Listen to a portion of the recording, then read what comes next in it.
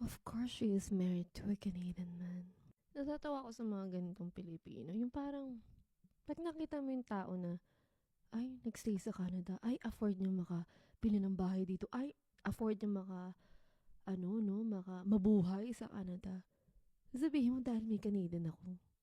First of all, wala akong Canadian. So, hindi ba pwedeng, nagtrabaho ako? Or hindi ba pwedeng masipag lang ako kaya nandito ako sa Canada? Or alam mo yun, yung naghirap din ako eh. Hindi mo naman sasabihin na, oh, you're luckier than others, ganyan.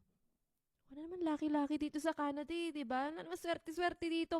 Kung hindi ka masipag at tamad ka, hindi ka uunlad dito. Hindi yun swerte-swerte lang. At anong kinalaman? Ay, puti naman yung asawa mo eh, kaya ganyan eh. Anong kinalaman ng kulay niya? Hindi ko gets. Hindi ko talaga gets.